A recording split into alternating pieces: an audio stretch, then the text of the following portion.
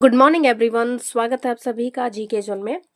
तो दोस्तों, आज हम सामान्य विज्ञान प्रैक्टिस सेट नंबर 1 करेंगे। इसमें कुल 39 प्रश्न है। तो आप जो है एक तरह का इसको टेस्ट समझिए और अपना स्कोर को जरूर शेयर कीजिएगा। तो अगर आप रेलवे की तैयारी कर रहे हैं, एनटीपीसी की तैयारी कर रहे हैं या किसी भी वनडे एग्जाम्स की तैयारी कर रहे हैं, उसमें सामान्य विज्ञान के प्रश्न पूछे जाएंगे तो मोस्टली आपको स्पीडी साइंस से मिलने वाले हैं। इसलिए आज से हम स्पीडी साइंस के टेस्ट को कंप्लीट करेंगे। एक दिन में मैं कम से कम 2 प्रैक्टिस सेट जरूर लेकर आऊंगी। तो चलिए स्टार्ट करते हैं। पहला प्रश्न, प्रकाश संश्लेषण की क्रिया सबसे अधिक किस रंग में होती है? तो प्रकाश संश्लेषण की क्रिया सबसे अधिक लाल रंग में होती है। दूसरा है, दलहन के पेड़ में पाए जाने वाले जीवाणु कौन से होते हैं?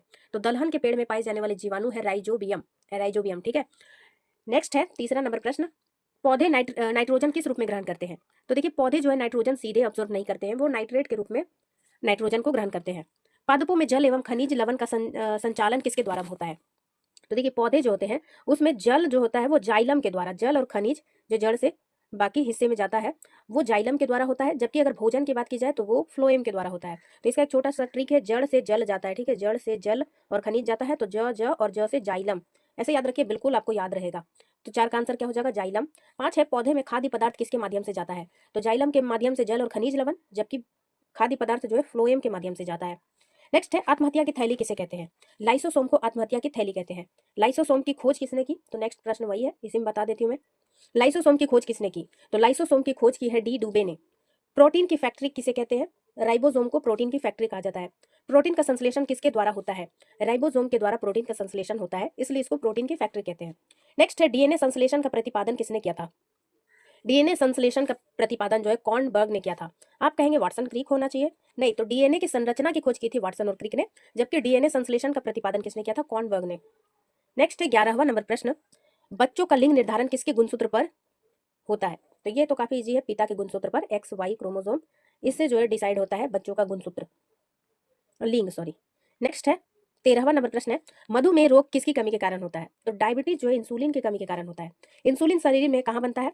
इंसुलिन जो है शरीर में अग्नाशय के बीटा कोशिकाओं में बनता है। नेक्स्ट है, दूध में कौन सा विटामिन नहीं पाया जाता है? तो पहले जो है दूध को संपूर्ण भोजन के तौर पर देखा जाता था, लेकिन इसमें विटामिन सी की कमी होती है, इसलिए इसको संपूर्ण भोजन नहीं कहते हैं। विटामिन सी हो जाएगा इसका आंसर।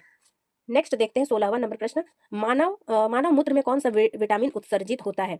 तो देखिए, विटामिन सी जो है मानव मूत्र के माध्यम से निकल जाता है, इसलिए हमें विटामिन सी हमेशा खाते रहना चाहिए, क्योंकि ये स्टोर नहीं रहता है। जैसे विटामिन के, विटामिन डी हमारे शरीर में स्टोर हो जाता है, लेकिन विटामिन सी नहीं होता है। इसका आंसर हो जाएगा विटामिन सी। नेक्स्ट है, मानव शरीर का सामान्य तापमान कितना होता है? तो 37 डिग्री सेल्सियस। मनुष्य के मेरुदंड में कितनी जोड़ी तंत्रिकाएं निकलती है? मनुष्य के मेरुदंड में 31 जोड़ी तंत्रिकाएं निकलती है।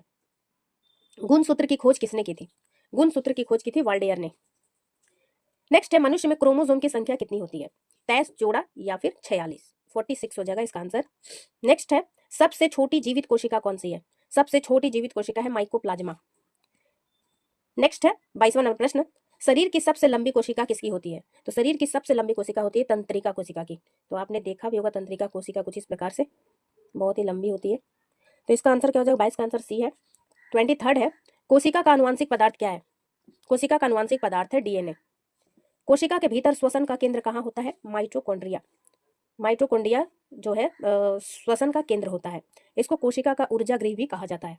नेक्स्ट है, टमाटर का खाने योग्य भाग क्या है? तो देखिए, टमाटर जो है संपूर्ण फल को हम खा जाते हैं टमाटर के, तो इसको फल भित्ति इसका आंसर हो जाएगा। नेक्स्ट देखते हैं, पपीता का खाने योग्य भाग क्या है? तो देखिए, पपीता, जैसे मान लीजिए ये एक पपीता है, तो पपीता का हम छिलका उतारकर फेंक देते हैं और इसके अंदर जो ढेर सारे बीज होते हैं उसको भी फेंक देते हैं, यानी कि संपूर्ण फल को हम नहीं खाते हैं, जो बीज का हिस्सा बच जाता है उसी को खाते हैं। इसका आंसर हो जाएगा मध्य फल वित्ती, ठीक है। 26 का आंसर क्या हो जाएगा? बी। हल्दी में पीला रंग किसकी कमी मौजूदगी के कारण होता है? तो हल्दी का कलर जो है पीला होता है कुरकुमिन के कारण। अगर आपको याद नहीं है तो मैं इसको एक ट्रिक से याद दिला देती हूँ। तो देखिए, कुरकुरे जब भी आप खाते हैं, कुरकुरे कुरकुरे तो देखिएगा कुरकुरा पीला कलर का होता है, पीला। तो पीला, इससे याद कर लीजिए कि पीला कलर, हल्दी का पीला कलर कहाँ से आता है? कुरकुमिन के कारण आता है। 27 का आंसर डी है।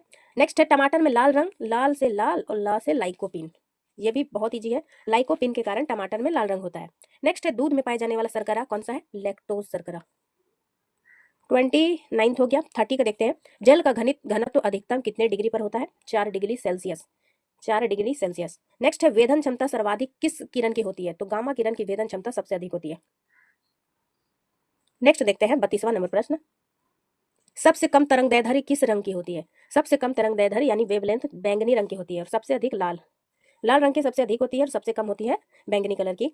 नेक्स्ट है प्रकाश की चाल अधिकतम होती है। तो प्रकाश जो है इसको चलने के लिए किसी माध्यम की आवश्यकता नहीं पड़ती है, इसलिए निर्वात में सबसे अधिक चलती है। 33 का आंसर हो जाएगा ए। अंतरिक्ष यात्री को काला रंग आकाश क्यों दिखता है? अंतरिक्ष यात्री को आकाश काला क्यों दिखता है?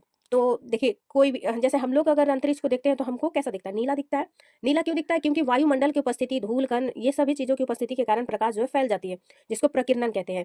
तो फैल जाती है, इस वजह से हमको जो नीला दिखाई देता है। जबकि आकाश में, अंतरिक्ष में वायुमंडल नहीं है, इसकी वजह से प्रकाश का प्रकीर्णन नहीं हो पाता है, इसलिए हमको प्रकाश काला दिखता है। इसका आंसर क्या हो जाएगा? Option number D.